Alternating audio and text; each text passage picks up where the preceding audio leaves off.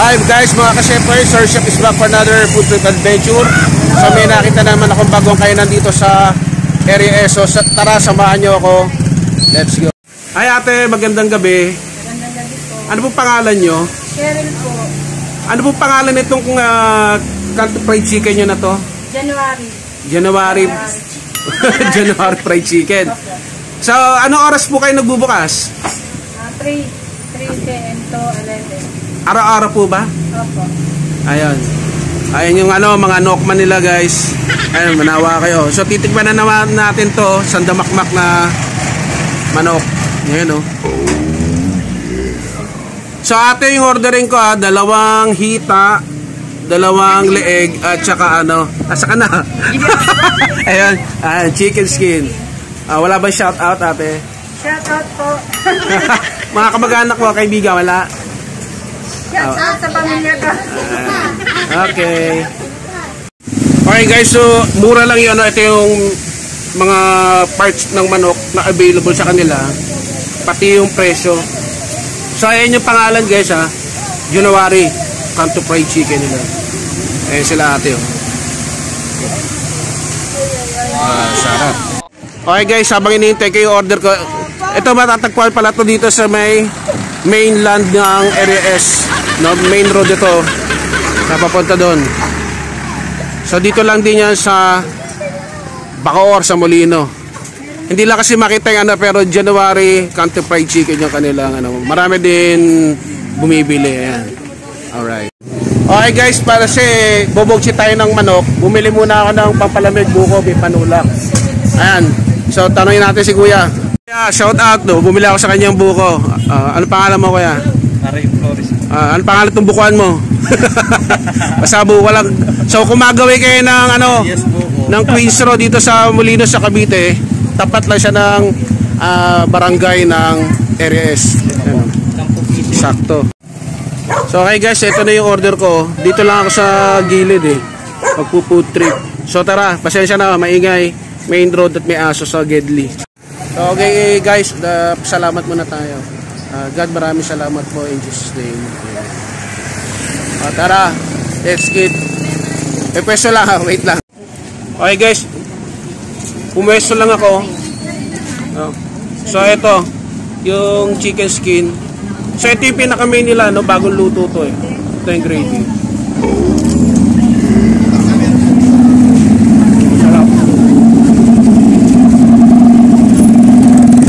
Pasensya na taano talaga ng tao to. Marami bumibili.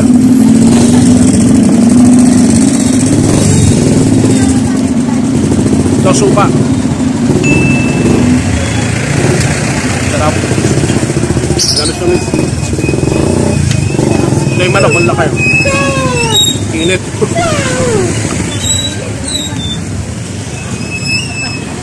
Sarap. Bagong luto.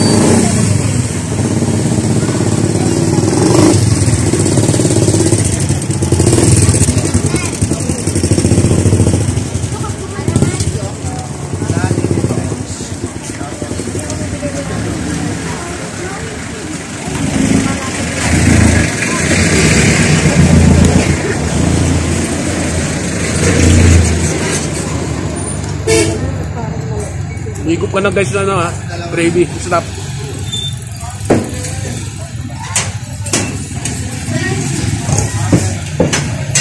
Laki.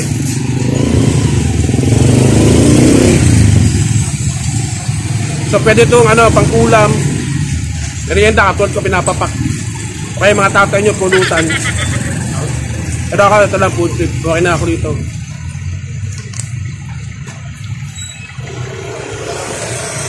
Dinadaan ko, bagong luto, mainit. Ayan laki. So bumili ako para dalhin sa bahay sa mga kasama ko sa bahay.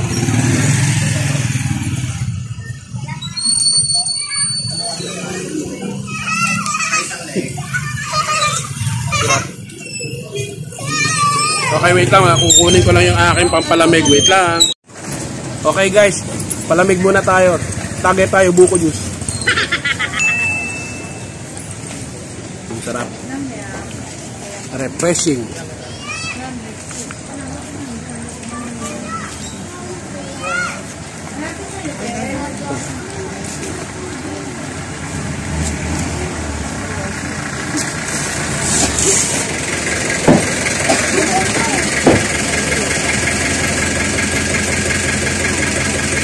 Suka.